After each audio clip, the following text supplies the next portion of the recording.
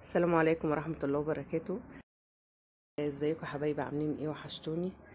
النهاردة ان شاء الله هعمل معاكم غدا كده خفيف ويا رب الوصفات اللي انا بقدمها لكم كلها تعجبكم. نبدأ كده نقول بسم الله. هنعمل اول حاجة مع بعض كفتة. هنحتاج نص كيلو رز منقوع نص ساعة في مية دافية. بنقعه ليه في مية دافية بقى علشان الرزاية نفسها تبقى ايه بايشة كده من النص، ولما اجي اعملها في الكبة ما تتعبنيش في الطحن يعني. تاني حاجة هنحتاج كيلو لحمة مفرومة بتكون فيها نسبة دهنة، يعني ايه ما تبقاش حمرا قوي، لان كل ما كانت اللحمة المفرومة بتاعت الكفتة فيها نسبة دهنة بتخلي الطعم ايه احلى. هنحتاج دلوقتي معانا خلطة سبايسي بنحط منها حوالي معلقة او اتنين يعني. بعد كده هنحتاج ملح، فلفل اسمر، ربطة خضرة، بصلاية. هنجيب بقى الكبة بتاعتنا وهنقول كده بقى بسم الله ونبتدي. اول حاجة هنحطها الرز. هو منقوع زي ما قلت لكم، ما تنسوش الخطوه دي لان دي بتبقى مهمه جدا. فضي بقى الرز في الكبه.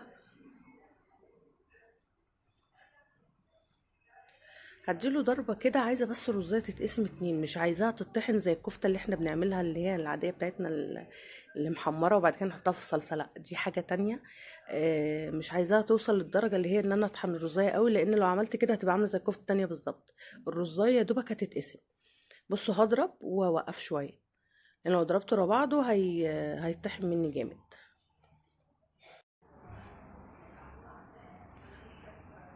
حطينا بقى بعد كده الخضره. برضو هنضرب بقى الخضرة معاه، وبرضو ناخد بالنا ان ما يبقاش يعني ان احنا نضربها باستمرار، برضو ضربة وهنوقف. هقلبها بقى بالاسباتيولا.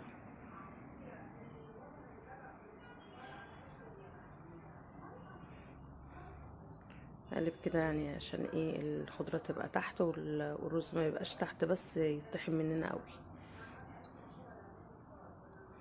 مش عايزه اقول لكم بقى على الكفتة دي بتبقى تحفة، بتبقى حلوة قوي في العزومات وبترمي معاكي كمية، بتبقى جميلة.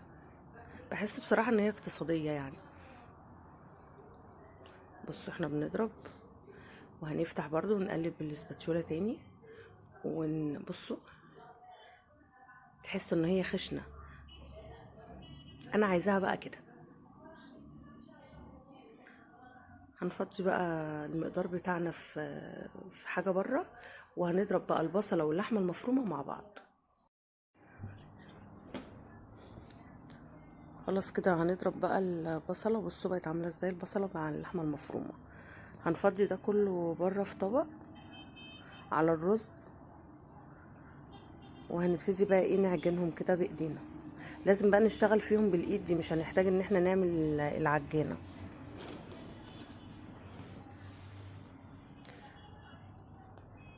هنفضي بقى اللحمة وهنحط بقى التوابل بتاعتنا.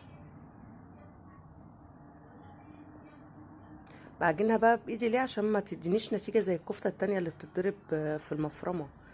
انا عايزاها تبقى خشنة، عايزة اللي ياكل يعرف ان دي فيها رز وفيها خضرة وفيها لحمة. هي دي ميزة الكفتة دي، وبيبقى طعمها بقى جميل. هحط بقى الخلطة السبايسي حوالي معلقتين.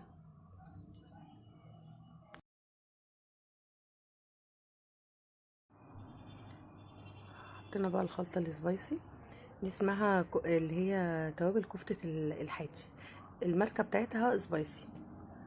دلوقتي حطينا فلفل اسمر، ملح. نعجنها بقى يا جماعة كده كأنك بتعجني عجينة بالظبط.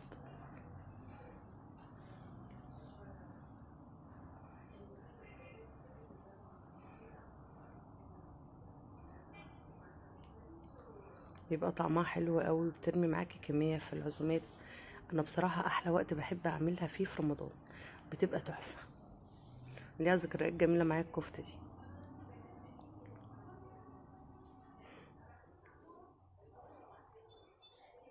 هنجيب بقى الحلة بتاعتنا وهنبتدي بقى ايه نصبحها.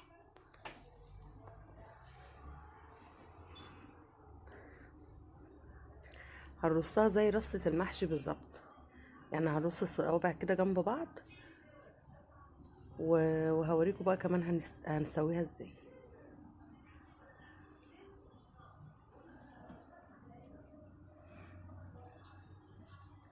هجيب دلوقتي حله واحط فيها ميه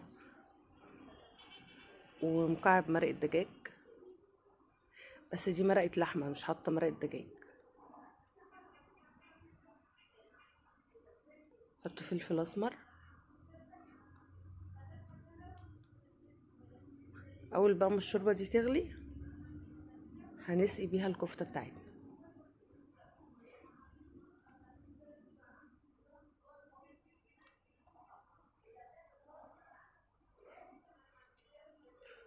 غلي بقى احطها على الكفته زي ما بنسقي برضو المحشي.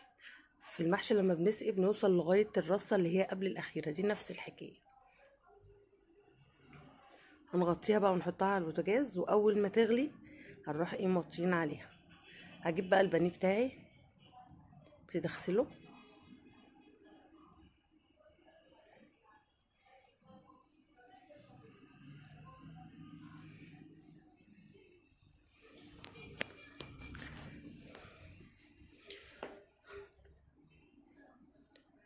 هجيب بصل وفلفل اسمر وملح، وهحط 4 معالق خل. انا عارفه بقى بالمقدار لاني يعني عارفه المقدار بتاع الخل، بعمل على طول بانيه. فحوالي نص كيلو بانيه بيحتاج معلقه، فدول 2 كيلو بانيه فيحتاجوا حوالي 4 معالق. كوبايه زبادي وليمونه. في ناس ساعات بيحطوا على التتبيله اللي بيتبل بيها البانيه توم، بتبقى حلوه برضو، بس انا نسيت احط توم بقى.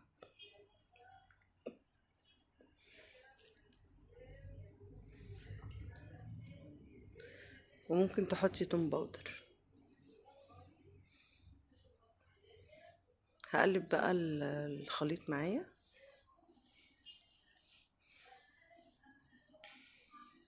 وهضيفه على البانيه.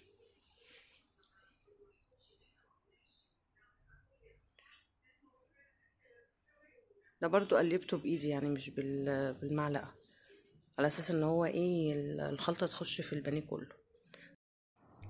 حطيت بقى البانيه في التلاجة على اساس التتبيله يعني يشربها كويس، وهعمل بقى ايه البشاميل على بال لما ما البانيه يتبل. هجيب الزبده بتاعتي والبصله واللحمه المفرومه. تعصيجة اللحمه دي بيبقى لها كذا طريقه، ساعات بتتعمل على الني، بتضيفي البصله واللحمه والفلفل الاسمر وكده وتعمليهم بايدك، وبعد كده تروحي حطاهم في الطاسه ومعلقه سمنه وبيستووا مع بعض. في ناس بقى بتروح عاملاها برضو ايه البصله زي ما انا عملتها دلوقتي، يا دوب بس بتبل البصله واروح حاطه ايه عليها اللحمه المفرومه. هنا البصله واللحمه المفرومه ما حطيتهم، حسيت ان مفيش صوص نزل، فحسيت ان التسويه تبقى صعبه شويه، فروحت جايبه ربع كوبايه ميه ورحت ضايفوها كده. بقى حطينا 100 جرام زبده. اول بقى ما يسيحوا هنضيف عليهم 3 معالق دقيق.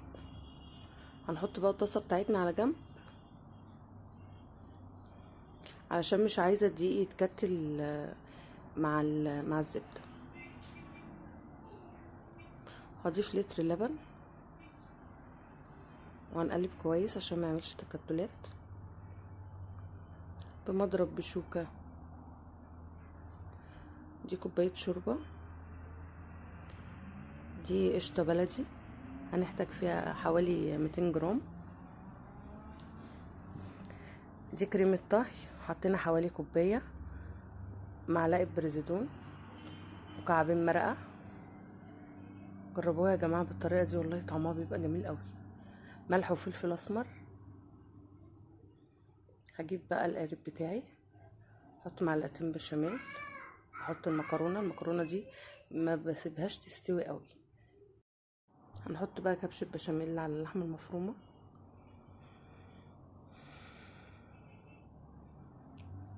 وهنحط مكرونه وبشاميل يا ريت لما تيجي تعملوها بنفس الخطوات دي، بتبقى جوسي قوي، بتبقى جميله. دلوقتي بقى هنحط جبنه موتزاريلا، جبنه شيدر مبشور،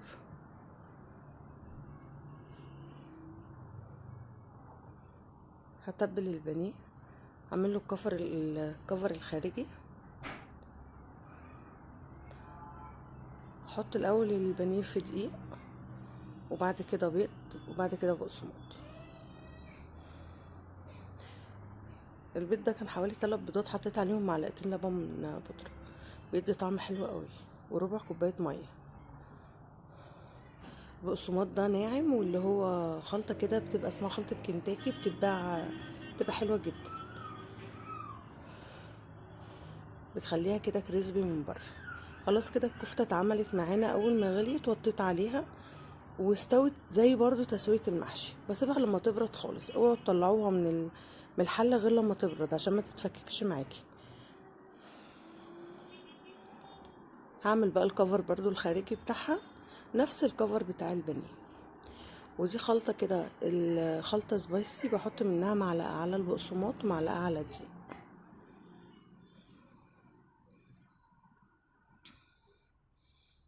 بتدي لون كمان بيبقى حلو قوي.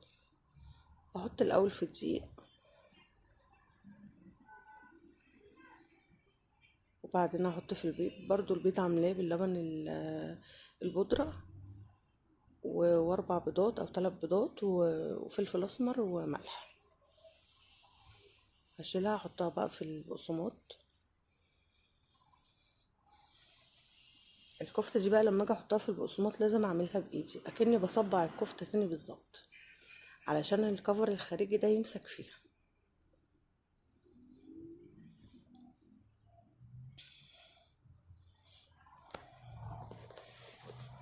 وبرضو بعد ما هعملها واتبلها، اعمل الكفر احطها في التلاجة ترتاح. وبرضو البانيه نفس الحكاية، ده بيساعد ان الكفر اللي بره يمسك في الكفتة وفي البانيه.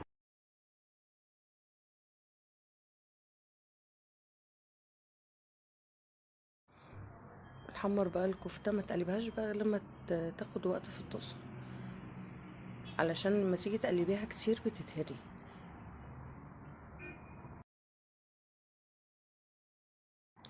لو حبيتوا بقى ان انتوا تفرزوا البانيه بنفس الطريقه اللي انا عملتها دي، بيتفرز.